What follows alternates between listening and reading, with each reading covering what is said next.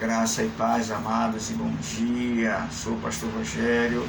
Minha esposa Janes Monteiro não pode estar presente em virtude que ela não está bem de saúde. Então eu rogo orações aos amados irmãos pela saúde da minha esposa, a missionária Janes Monteiro, que está com a garganta um pouco inflamada ainda, um pouco de gripe. Então eu rogo aos amados orações pela saúde dela, para que ela volte o mais rápido possível, para que nós juntos possamos fazer vídeos que tenham o propósito de pregar o Evangelho da maneira mais bíblica possível. Amém? Então vamos lá. O tema que eu vou abordar aqui rapidinho fala sobre a condenação eterna. E a condenação eterna é uma mensagem, uma pregação, um estudo que a gente percebe que não tem sido hoje muito ministrado na maioria das nossas igrejas. Hoje em dia são poucas que ainda falam enfaticamente sobre esse tema, são poucas que ainda trazem essa pedagogia para o altar, porque é uma pedagogia, um ensino, um estudo, uma pregação que precisa ser falado no altar, porque é alerta, porque assim como a eternidade com Cristo é uma realidade, assim também a condenação eterna é uma realidade. E tem que ser ministrado, tem que ser ensinado, independente da forma ou do jeito vocálico que você vai usar no altar sobre o assunto, ou em qualquer lugar sobre o assunto, a ministração, o ensino e a pregação sobre a condenação eterna, que é uma condenação sobre a vida daqueles que não quiseram ter o encontro com Jesus, esse tipo de mensagem tem que ser ensinado nas nossas igrejas hoje. Repito, existem igrejas ainda que ministram com muita ênfase, com muita enfatização sobre esse tema, condenação eterna. Já existem outras que procuram evitar isso para não trazer um pânico, um medo, uma fobia na igreja, evitam tocar nesse tema. Mas enfim, o Apocalipse, capítulo de número 20, versos 11, diz assim: Em seguida observei um grande trono branco e que estava assentado sobre ele. A terra e o céu fugiram da sua presença, e não foi achado lugar para eles. Vi também os mortos, grandes e pequenos, em pé diante do trono. E alguns livros foram abertos. Então abriu-se um outro livro, o livro da vida. E os mortos foram julgados pelas observações que estavam registradas nos livros, de acordo com suas obras realizadas. O mar entregou os mortos que jaziam nele, e a morte e o Hades entregaram os mortos que neles havia. E um por um foi julgado de acordo com o que tinha feito. Então a morte e o Hades foram atirados no lago de fogo. Esta é a segunda morte, o lago de fogo. Todo aquele cujo nome não foi encontrado escrito no livro da vida foi lançado no lago. Bom, existem aí linhas teológicas que discutem muito esse assunto, O lago de fogo, condenação eterna. Alguns tentam massagear bastante sobre esse assunto, tentam assim amenizar um pouco sobre esse assunto, algumas linhas teológicas. Outras já trazem o ensino sobre esse assunto com mais veemência, com mais intrepidez.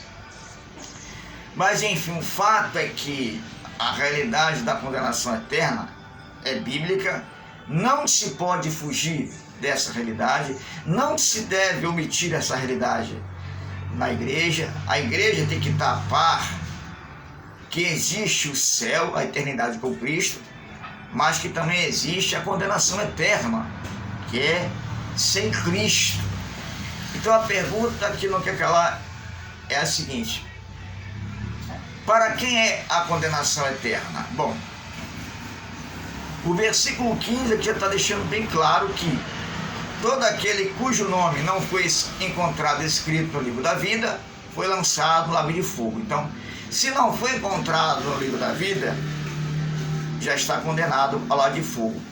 Mas quem são os que não são encontrados no livro da vida e por que não foram encontrados? Vamos lá. Primeiro, quando você vai lá para Mateus, capítulo de número 10, e o versículo de número 33, 32 e 33 diz assim: assim sendo, todo aquele que me confessar ou me declarar diante dos homens ou das pessoas, também eu o declararei ou o confessarei diante do meu Pai que está nos céus. Entretanto, qualquer que me negar diante dos homens, eu também o negarei diante do meu Pai que está no céu. Isso é, primeira coisa, é confessar a Jesus, é não negar o seu sacrifício na cruz, se render a Ele, recebendo Ele como Senhor e Salvador da sua vida. Esses são colocados no livro da vida. Romanos, capítulo 10, e o versículo 9 vai dizer o seguinte: Romanos, capítulo 10, versículo 9 diz assim: se com tua boca confessares que Jesus é o Senhor e creres em teu coração que Deus o ressuscitou dentre os mortos, será salvo, porque com o coração se crê para a justiça e com a boca se confessa para a salvação. É confessar que Jesus é o Senhor, que foi Ele quem morreu por nossos pecados, se arrependendo dos nossos pecados, confessando a Ele essa verdade e crendo, naquele momento que você confessou, que Ele está te justificando. Crê no coração, na sua justificação, no seu amor, no seu perdão pelos nossos pecados. Quem crê e for batizado, como diz Marcos 16, será salvo. Quem não crê está condenado. Quem não crê, quem não recebe, quem não aceita, quem não quer esse comprometimento com Jesus, lamentavelmente já está condenado. Estou sendo aqui bem objetivo. No livro de Apocalipse, no capítulo 21, versículo 17, diz assim: nela jamais entrará qualquer coisa impura, tampouco alguém que pratique ações vergonhosas ou mentirosas, mas unicamente aqueles cujos nomes estão gravados no livro da vida do Cordeiro. Em outras palavras, aqueles que aceitaram Jesus e se mantiveram firmes, caminhando de acordo com a sua palavra, até o final, ainda que com as suas deficiências, com a sua fragilidade, mas procuraram se manter fiel à sua palavra. Esses estão firmes no livro da vida. Aqueles que um dia até aceitaram Jesus, mas preferiram ainda assim manter uma vida de transgressão, de pecado, de mentira ou de qualquer outra prática vergonhosa que foge aos padrões das Escrituras, esse lamentavelmente tem a possibilidade de ser condenado eternamente. Versículo 14 do capítulo 22: bem-aventurados todos os que lavam suas roupas no sangue do Cordeiro. Aqui é mudar de vida. Lavar aqui é ter uma nova vestimenta, uma vestimenta lavada pelo sangue, mudança de comportamento, mudança de caráter, mudança de conduta, de vida em Cristo. É uma tarefa fácil? Não. Mas quando a gente recebe Jesus, começa a buscar na sua palavra o modelo de vida que é Cristo, o Espírito Santo vai nos capacitando a ter essa vida modelada por Jesus. Então, essa aqui, na verdade, é o significado dessa vestimenta lavada pelo sangue do Cordeiro. E assim ganham o direito à vida, à árvore da vida, e podem entrar na cidade através de seus portais, ou entrar na cidade pelas portas. Dessas pessoas que receberam Jesus como Senhor e Salvador, se mantiveram firmes, caminhando na presença dele, segundo a direção da palavra, instruído pelo Espírito Santo, esses que estão se garantindo na eternidade.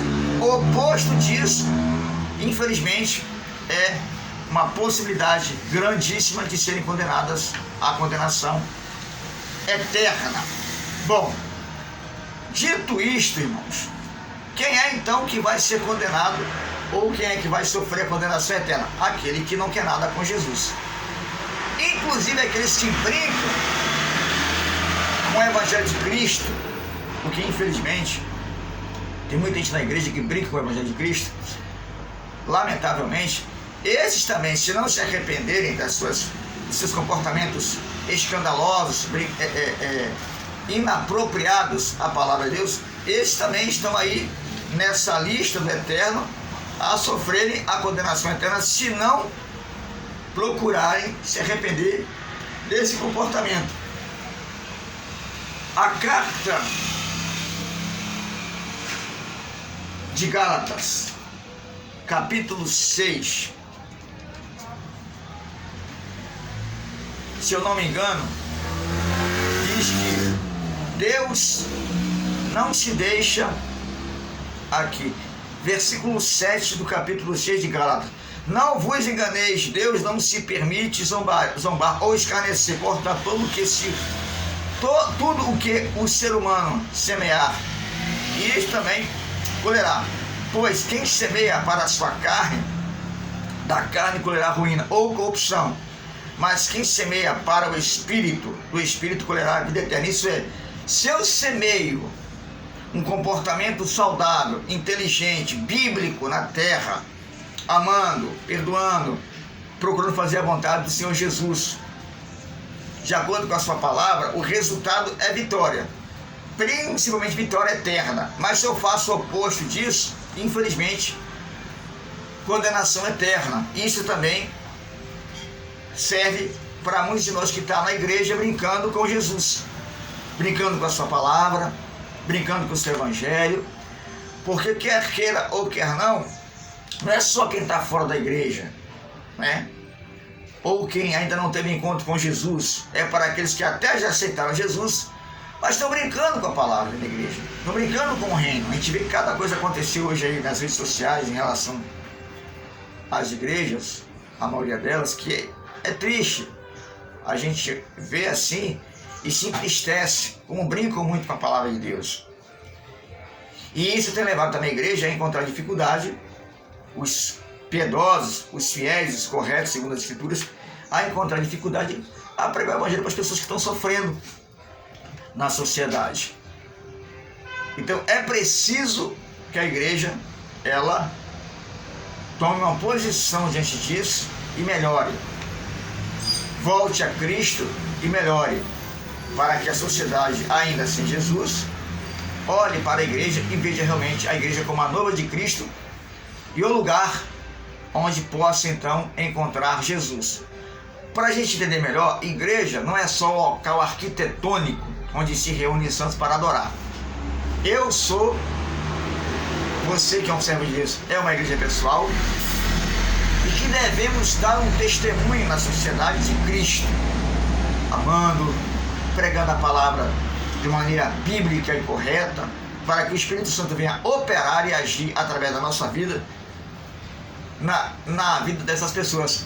Porque o maior testemunho de Cristo na terra somos nós, de forma pessoal, para com as pessoas, tratando com gentileza, com educação, com respeito, falando do evangelho como se deve ser falado, plena e puramente bíblico, sem arranjo, sem performance, as Escrituras, porque nós não temos o poder de convencer o pecador, mas o Espírito Santo, através da nossa vida, levando a palavra como se deve, com certeza ele tem esse poder, porque a nossa pregação a nível humano, ela só vai até aqui.